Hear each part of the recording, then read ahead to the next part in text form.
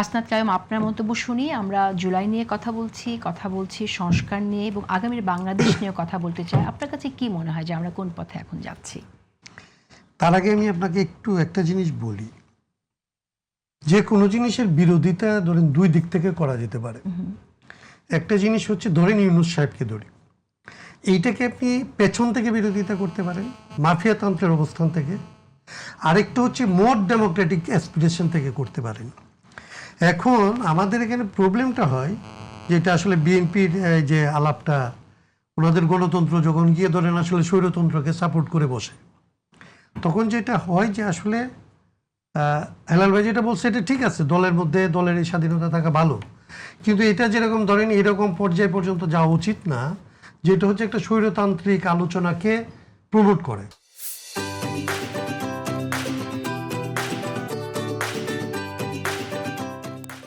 আওয়ামী লীগ যখন এটাকে ইউনূসের পিরিয়ডটাকে বিরোধিতা করে, কিংবা এই হত্যাকাণ্ডগুলিকে যখন সে আসলে বলে যে এটা হচ্ছে একটা মেটিকুলাস ডিজাইনের অংশ, এইখানে আসলে ঠিক পুলিশ এটা করে নাই, তখন কিন্তু আপনাকে দেখতে হবে যে এটা তো আপনার 100 বছর আগের ঘটনা না, 2 বছর আগের ঘটনা। এবং যখন হচ্ছে প্রচুর ক্যামেরা মানুষের হাতে হাতে ঘুরতেছে, পুলিশ কিভাবে গুলি করতেছে, হেলাল ভাই যেটা বলতেছে, আমি নিজে 19 তারিখ যেদিন আমি গুলিবিদ্ধ হই, 19 তারিখ বিকেলে যখন আমি আসলে, এটা একটা ভয়াবহ অভিজ্ঞতা হয়েছিল সেদিন আমার, যে আমরা গণস্বাস্থ্য হসপিটালে তখন আমাদের দুইজন, আমি এবং আরেকজন ছিলেন আমাদের ভাসানী অনুসারী পরিষদের, ওনার মাথায় লাগছিল এবং লাকিলি এটা মানে পাশ দিয়ে চলে যাওয়ার কারণে ব্লিডিং হয়েছিল প্রচুর, বাট উনি সেভ হয়েছিলেন, বেঁচে গেছিলেন।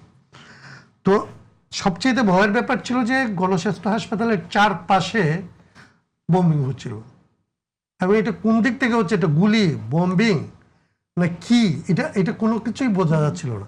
এখন এই রকমের ঘটনা থাকার পরে যখন আসলে কেউ বলে যে এখানে তো স্নাইপার এটা ছিল না বা অমুক ছিল না, আমি তো যাত্রাবাড়ির ফাইটাররা তো এখনো জীবিত, তাদের সাথে আলাপ করে তারা কি ফেস করছে এবং তাদেরকে কোত্থেকে গুলি করে তাদেরকে মারা হয়েছে, সেই ঘটনাগুলির মানুষেরা তো এখনো পর্যন্ত জীবিত, যারা এই লাশ টানছে, যারা এই লাশকে উদ্ধার করছে কিংবা হাসপাতালে নিয়ে গেছে, সেই মায়েরা, সেই বোনেরা, এমনকি অন্ধ মানুষ, একদম আমাদের দুজন অন্ধ কমরেড আছে যারা হচ্ছে এমনিতে আপনি হাঁটলে বুঝতে পারবেন না যে উনি অন্ধ, বাট তারা ছিল সেই সময়।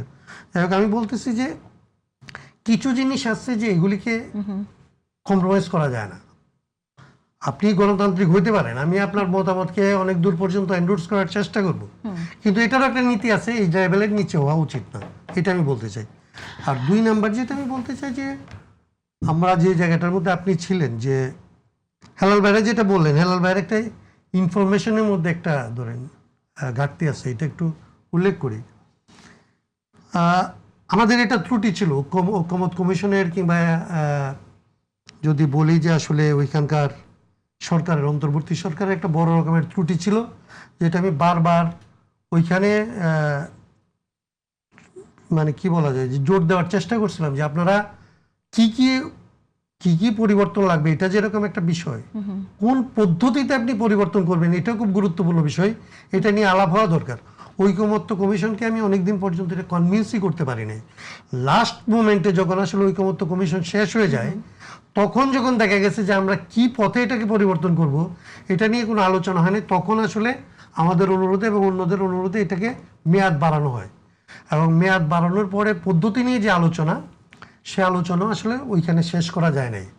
বিএনপির দিক থেকে তাড়াহুড়া ছিল, বিএনপির সাথে এখন যারা এলিট যে সমস্ত সংগঠন, তারা এক ধরনের এই আলোচনাটাকে আরো এখানে শেষ না করে তারা যে কাজটা করছিল, এটা হচ্ছে যে ঐকমত্য কমিশনের উপরে এই পদ্ধতিটার মীমাংসা করার ক্ষমতাটা তারা দিয়ে দিছিল।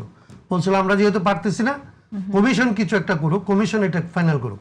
কমিশন যখন এটা ফাইনাল করতে গেছে, এই পদ্ধতি গণভোটের মধ্যে যে সমস্ত শর্ত এসছে, বিএনপির দিক থেকে বলা হয় এই সমস্ত শর্ত হচ্ছে আগের যে জাতীয় সনদ, একটু সরে গেলেন, কিন্তু আমি একটু এইটা বলেন যে এই 85 পয়েন্টস এইটা ইমপ্লিমেন্ট করবেন কিভাবে? আমি আসতেছি, গণভোটটা পরে, ওই পদ্ধতিটা নিয়ে আমি বলতেছি যে 85 পয়েন্টস পদ্ধতিটা যখন আপনার আসলে আপনি যেটা বললেন যে এই 87টা পয়েন্ট, তার কিছু হচ্ছে 47টা হচ্ছে সংবিধানের সাথে সম্পর্কিত, আর বাকিগুলি হচ্ছে আসলে আইনের সাথে অধ্যাদেশ দিয়ে হয়।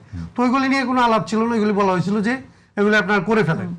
সংবিধানের সাথে যেটা পরিবর্তন হবে, যেমন ধরেন আপনাদের একটা প্রস্তাব ছিল আপার হাউস, আমরা তখন তর্কটা তুলছিলাম, মানে আমাদের দিক থেকে তর্কটা ছিল যে আমরা এর আগে সংবিধান পরিবর্তন করে তত্ত্বাবধায়ক সরকার বসাইছিলাম, আদালত তত্ত্বাবধায়ক সরকারটা ফেলে দিচ্ছে।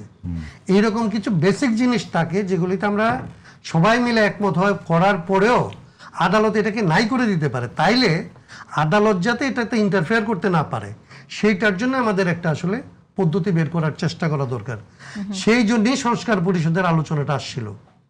এখন প্রবলেমটা হয়েছে সংস্কার পরিষদের প্রস্তাব যে ভুল না, আপনারা এত না না এটা আমি বলবো না। আদালত ইন্টারফেয়ার করতে পারবে না, সংসদ ইন্টারফেয়ার করতে পারবে, তাই তো আপনি কি মানে এইটা না আমরা ভুল না স্ক্রিপচার না না না এটা চেঞ্জ করা যাবে না কেন আদালত? না হেলাল ভাই, আমি আপনাকে এটা বলছি না যে আমরাই ঠিক, আমি একদমই বলি না, আমরা এটাও বলি না। আপনি আমাকে যতদূর ক্রেডিট দিচ্ছেন এই সংস্কারের ব্যাপারে, আমরা তো কখনো এতটা দাবি করি না। আমরা এই আলোচনাটা করব। আমি এক মিনিটে শেষ করি জিনিসটা ফর ইনফরমেশন। প্রবলেমটা আসলে শুরু হয়েছিল ঐকমত্য কমিশনের কাছে এই ক্ষমতাটা দিয়ে দেওয়ার কারণে। ঐকমত্য কমিশন যেভাবে আসলে গণভোটটা ফর্মুলেট করছিল, যে প্রশ্নগুলিকে এখান দিয়ে সমাধান করে ফেলতে চাইছিল, বিএনপি মনে করছে ঐকমত্য কমিশন এটা পারে না, কারণ জাতীয় সনদের মধ্যে যে জায়গাগুলি ছিল সেখানে তাদের নোট অফ ডিসেন্ট ছিল। নোট অফ ডিসেন্টের জিনিসকে আসলে গণভোটে নিবে এইটা আসলে তারা মানতে চায় না।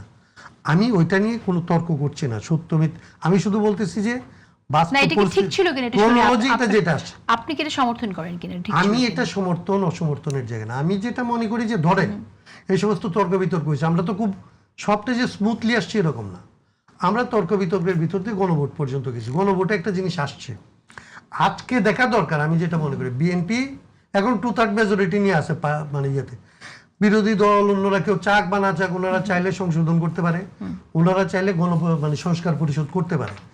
আমি শুধু বিএনপির কাছে বা হেলাল ভাইদের কাছে এটা বলতে চাই যে ভাই, যে সমস্ত জিনিস পরিবর্তন করার কথা বলে দেওয়া হয়েছে ওইখানে, সেইগুলি পরিবর্তন করলে দেশ কিংবা জাতির কি ক্ষতি হবে, এইটা যদি আপনারা বলেন যে আপার হাউস করলে এই ক্ষতি হবে, আমরা বলবো ঠিক আছে এটা বাদ দেন।